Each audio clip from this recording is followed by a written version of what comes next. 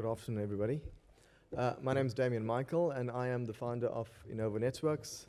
Innovo Networks is an ICT provider. We help small, medium enterprises make the right technology decisions. I believe that every single business or entrepreneur or startup, when they start a business, that they need to have a sense of purpose. And when you have a sense of purpose, you know why you are in business, just like the speaker previously said so. Recently in South Africa, or more specifically in the Western Cape, we had an issue with trying to navigate this. We had the Knysna fires. Now, I'm not too sure how many of you do know the statistics with the Knysna fires, but we actually faced damages of over 4 billion rand through these fires. I was in Johannesburg when these fires started to happen, and I was at the Gibbs University doing a course, and the facilitator who was conducting the course is actually a developer on the Teeson Island, and he had to stop the class, and he had to make some changes and had to go into damage control.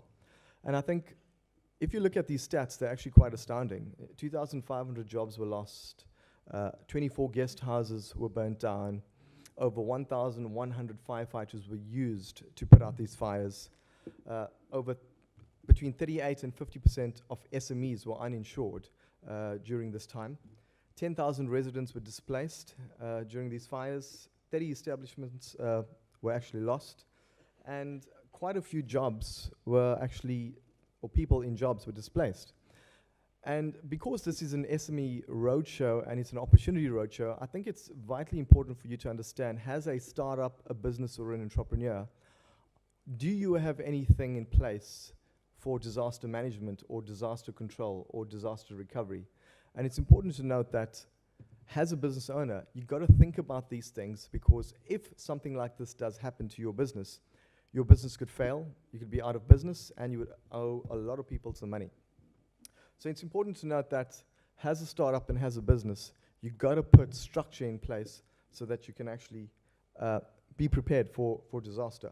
And as this opportunity roadshow, I want to take you through a journey which I've been through personally, as well as show you some opportunity that you can grab, as well as what it is to be an entrepreneur and the lessons to learn from my failure. I worked in corporate for 20 years. I was working for Vodacom, MTN, and I had the opportunity to roll out Neotel in South Africa. And some of you might know what is an intrapreneur. When I worked in corporate, I was an intrapreneur. I was innovating within corporate, and I had a business on the side. And as entrepreneurs, you've got to develop certain skill in order for you to go to market and take your skill and develop a particular product, a service, or a skill that you have so that you can generate money. I worked for MTN for 8 years, and while I was working for MTN, I had a business on the side that was supplying government, the defense force, with goods and services. But while I was inside MTN, I had the use of certain products like bulk SMS and other tools that I could use to sell my services or the services within MTN to other businesses. And at that time, bulk SMS in the entertainment industry was really big. So I could buy SMSs from MTN and sell it at, let's say, 50 cents to events companies, and I could make money. And that's how you could innovate and become an intrapreneur while you're working within a corporate. And I think it's important to note that as startups, business owners, or entrepreneurs, you've got to innovate while you're within an organization. From MTN, I then moved to Neotel, and I rolled out Neotel in South Africa. And while I was at Neotel, I saw an opportunity with Top TV. I went and registered a business. I set up some structure. I got people who could do the job, and I became a Top TV installer.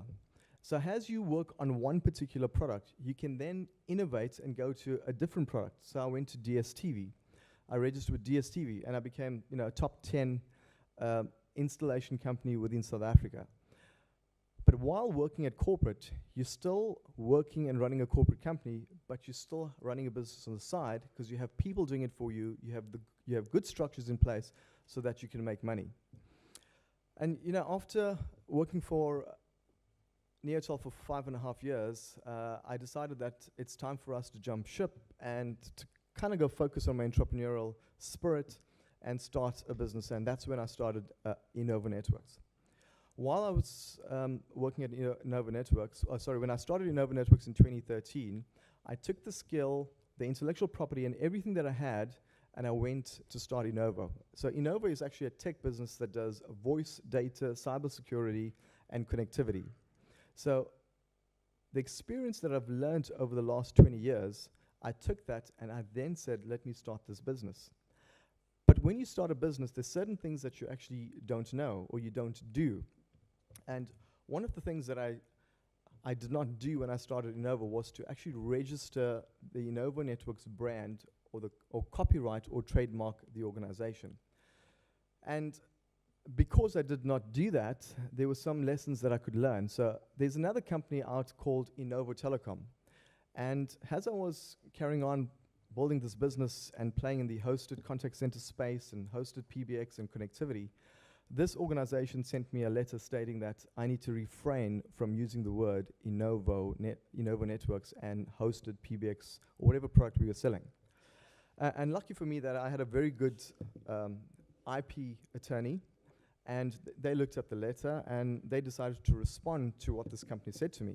Now, any startup could actually either just say, I'm going to close my business, I'm going to shut down the brand, and I'm going to start something else. And you could lose a lot of intellectual property, brand value, and the experience from your customers, what you've learned in the market. So my IP attorney then wrote a letter, and this company has been around for 10 years. They're actually a multi-million rand company. And we took them to court, but actually they did not come to court because they decided that they're going to back off. So the lesson to learn here is that when you start a business, please register intellectual property. That could be your brand or your logo so that you don't make the same mistake. As businesses, one of the things that we need to understand and we need to know is what are the business pitfalls that we face each and every single day. You've got to plan for disaster. Just like the Knives and the Fires and all those businesses that were lost, jobs were lost, buildings were lost. You've got to put structure in place so that you can mitigate these risks. What do you need to do as startups, as entrepreneurs, and as business owners? Register your intellectual property. Make sure that you have good structures in place. The one thing that small business owners don't do, and the lady from Thomson Reuters said it very clearly, is that you need to have a data room.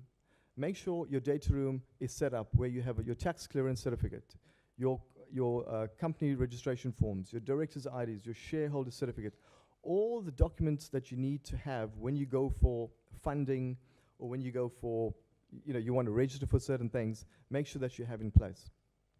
Also, when it comes to finances, do you have the right structures for finances? Do you have an accounting system? Do you have proper bank accounts? Do you have proper financial intellectual property? One of the things that I've learned over while I was in my second year of running Innovo Networks, if you do not have proper procedures, structures of procedures, you could lose your business. One of my staff members did a deal for about R500,000 rand, and it was actually a government order. And I'm sure some of you might know that there's a lot of fraudulent and unscrupulous players out there in the market that could actually send you a government order because you registered on a particular website and you'll get a fake order. So my particular general manager got this order, and we basically did some due diligence. It was R500,000 rand. We never had all that money in our bank accounts, so we went to our suppliers and asked them, can you give us some credit? And they said no. So as a business owner, you get a R500,000 rand order. What do you do? So you're going to go in, you're going to go to your friends, family, or some fools who are going to lend you some money, and you're going to obviously need to deliver this order because you got a R500,000 rand order. So we bought the product from the supplier. The supplier did their due diligence. They contacted the customer. It was actually the national, the basic education department. Checked if the address was correct, checked if the person was there, and we paid the money. The supplier then delivered the product. When the supplier delivered the product, the person who was supposed to collect the product was not on site. The courier gave it to somebody else. Someone just came in, took the product, and walked out. You supply your invoice to the customer. A month later, you don't get paid. 2 months later, they say, no, we haven't got the order. We're not going to pay you. It wasn't an official order. when you lose R500,000, as a startup, an entrepreneur, or a small business owner, you can literally close your business, or some people actually go and commit suicide because they have not put certain structures in place. So the lesson here is make sure that you have good financial records, have systems in place where you're doing your due diligence. Make sure that you're checking up on that order. Make sure it's actually a legit order. Phone the person, check the address. So, I've seen a lot of businesses lately close because SMEs do not have structures in place. Over the last couple of months, there's been a high increase in fraudulent government activities, especially with small businesses. When this thing happened, I actually then logged a case with the Hawks, and they were investigating it. Recently, I had, the Hawks and Transit and all these companies come to me and ask me, can I help them to find these culprits? And because we play in the cybersecurity place, we actually tracked these people, where they are, how they operate, and it's a syndicate. So if you're dealing with government, make sure you have proper structures in place, proper financial structures, so that you can mitigate the risk and you do not fall trap to these kind of things. I think it's important to note, as small businesses or entrepreneurs, that we're living in a society with full economic opportunity. In South Africa, we do not have a lot of jobs. There's not a lot of opportunity, but there's a lot of economic opportunity. And the reason why I say this is because we have over 2 million Zimbabweans in South Africa. We have a lot of people from Ghana, from Nigeria, from Germany. They come in here and they actually find economic opportunity. Recently, I went down to the waterfront to Workshop 17, and at the bottom they have a lot of, these arts and crafts individuals selling their art and doing certain things. And one of the gentlemen who was sitting there, I was just chatting to him, and he had a Samsung Galaxy Tab. And I wondered, here's a guy not from South Africa, he's selling some art, and probably his art he's selling for like 20, 30, 40, 50,000 Rand. And then I saw he had a key, he had a Dodge car key. And I was very intrigued to find out, how do you do this? Where are you from? And what do you sell your art for? And how do you actually have these kind of luxuries? And he said, I come from Africa, and I utilized my skill to create this art and then have the stand here and sell it. And there's certain things that he put in place in order for him to get to that point. So you have people from out of South Africa coming in and finding economic opportunity in South Africa. And I believe that each and every single one of us can create our own economic opportunity in our businesses. So how do we prepare for this hype in 2017 to up to 2020? Number one is, we need to innovate. Every single business owner or startup or entrepreneur needs to innovate in their business. Whether you're selling washing powder, whether you're doing some form of cleaning services, in order for your business to survive and stay sustainable, you have to innovate. One of the greatest challenges for any CIO or CTO in their business right now, in this economic age, is innovation. That's what keeps business owners, CIOs, and CTOs awake at night, is how do we innovate in the 21st century? The second thing that we need to do is that small business owners or entrepreneurs or startups need to hire top talent. Because we run a tech business, in technology, we pay a high cost for good quality people. And they come at a really high cost. So how does a small business retain good quality individuals so that you can stay sustainable and that these top talent do not go to any other companies? In my business, I have a cybersecurity expert or an engineer who is an ethical hacker. They come highly skilled. They have all these certifications, and in the market, if you hire an ethical hacker, you'll pay around 50, 60, 70,000 Rand. All the big tech companies want these kind of people. But what happens to these kind of people? What do you give them so that they can stay with you as a small business and not go to the big guys? So in my company, I've ensured that I give my staff members equity in the business. Do they want the equity so that we can build the business, we can sustain the business, and generate wealth creation together? So that's one thing that you could do in your business. How do you give away some equity so that you do not pay a high salary? What about, as a small business, providing some form of breakfast or lunch to your staff members so that they can stay there? the Googles, the Facebooks, the Dimension Data, and all these big companies that you see in South Africa do this to keep their staff members with them and not anywhere else. So that's something else that I do in my organization. The third thing that one needs to do is, in order for you to run a sustainable and good business, is that you need to focus on yourself.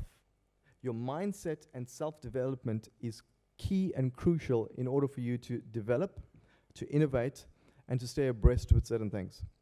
One of the things that I have is a stop doing list.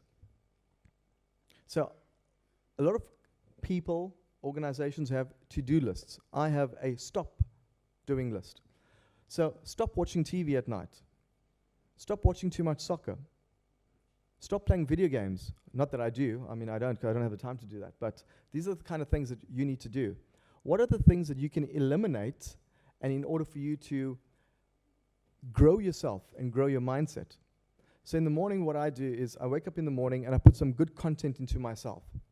Am I speaking the right things over my business? Am I speaking the right things over my staff? And am I believing to capture the right market?